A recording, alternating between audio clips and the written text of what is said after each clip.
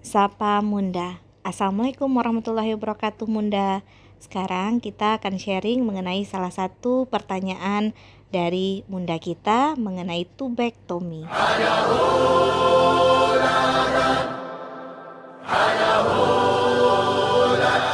Tubektomi merupakan salah satu kontrasepsi dengan angka keberhasilan yang sangat tinggi. Dari penelitian Munda, akurasi atau tingkat keberhasilan dari tubektomi ini adalah 99,9%.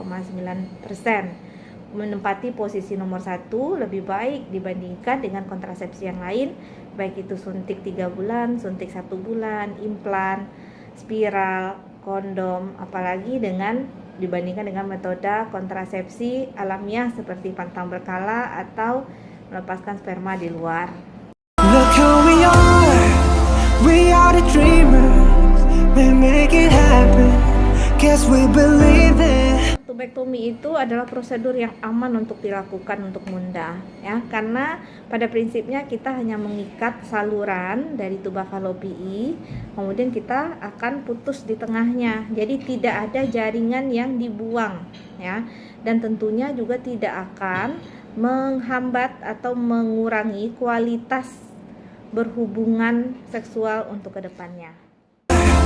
We are the dreamers, we make it happen, guess we believe it. Tubektomi ini bisa mencegah kehamilan karena kita memotong atau memutus saluran tempat pembuahan terjadi. Perlu Munda ketahui bahwa pembuahan terjadi di saluran yang namanya tuba falopii. Saluran ini adalah tempat bertemunya sel telur dan juga sel sperma. Nah, ketika saluran tersebut kita ikat dan kita putus hubungannya, maka prinsipnya kita akan mencegah pertemuan antara sel telur dan sel sperma sehingga tidak akan terjadi pembuahan dan tidak terjadi kehamilan. Prosedur tubektomi ini mempunyai indikasi, tidak sembarangan untuk melakukan prosedur ini, ya. Dari segi dunia medis maupun dari segi agama kita, itu ada ketentuan-ketentuan yang harus kita patuhi untuk melakukan atau memutuskan untuk melakukan tubektomi atau steril.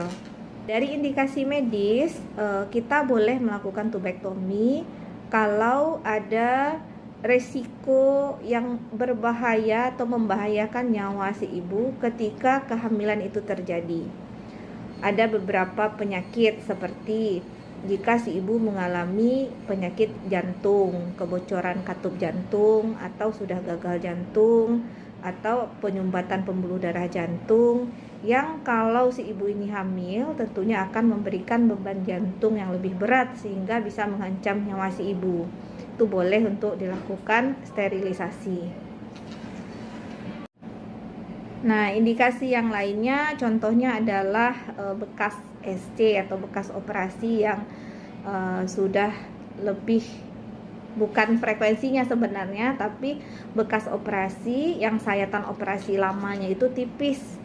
Jadi ketika terjadi kehamilan dan kemudian dilakukan operasi, nanti dokter akan menilai apakah rahim ini masih sanggup untuk menahan beban untuk kehamilan berikutnya atau tidak. Nah, di situ Munda jangan lupa tanyakan ke dokternya bagaimana kondisi sayatan operasi sebelumnya.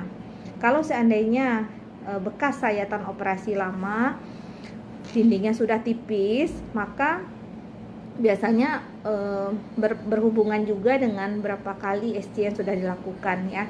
Bisa 3 kali, 4 kali atau 5 kali atau lebih, ya. Kalau seandainya dindingnya tipis, maka jika terjadi kehamilan akan berisiko terjadinya robekan rahim. Nah, ini akan menjadi salah satu indikasi diperbolehkan untuk sterilisasi. Karena ketika hamil lagi, kalau terjadi robekan, itu akan terjadi perdarahan yang banyak yang akan mengancam nyawa si baby, janin, dan juga nyawa bunda tentunya. Nah, atau penyakit lain yang Munda derita, ya, yang menurut dokter akan membahayakan kalau seandainya terjadi kehamilan berikutnya. Contohnya tekanan darah Munda yang tinggi dengan kerusakan organ pada riwayat kehamilan beberapa kehamilan sebelumnya, dan akan beresiko untuk kehamilan berikutnya terjadi tensi yang lebih tinggi, bahkan yang disebut dengan preeklamsia atau sampai kejang atau eklamsi. Jika Bunda mempunyai riwayat kehamilan dengan eklamsi atau PEB ya pada kehamilan-kehamilan sebelumnya, maka bisa dipertimbangkan menjadi salah satu indikasi medis untuk dilakukan sterilisasi. Nah, kontroversi terjadi ketika apakah seorang perempuan tersebut bisa meminta untuk disterilisasi atau dikontab, atau keluarganya minta dikontab. Nah, kalau ada, inilah menimbulkan perdebatan bahkan di kalangan dokter pun gitu. Nah, di sini Bu Dokter cuma mau sharing dari segi kedokterannya dan juga apa yang didengar dari segi agama ya. Jadi kalau di bagian kedokteran itu ada namanya hak reproduksi wanita.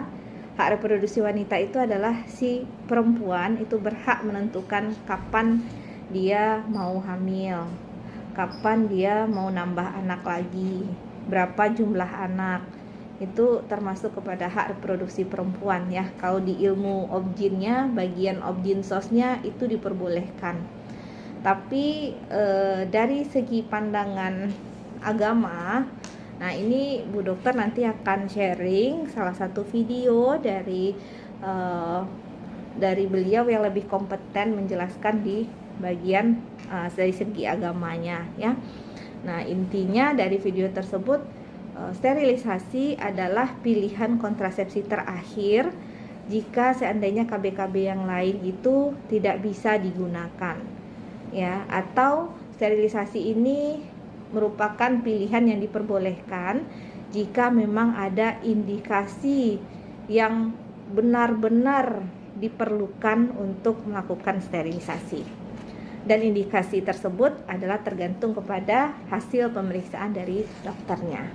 Nanti Bu Dokter akan sharing ya mengenai video salah satu dari Buya kita yang mungkin akan menjadikan referensi untuk bunda-bunda semua yang masih bimbang dan ragu untuk melakukan sterilisasi. Karena prinsipnya jika terjadi keraguan, maka kita sudah seharusnya kembali ke Al-Quran dan Sunnah dan juga pendapat dari ulama.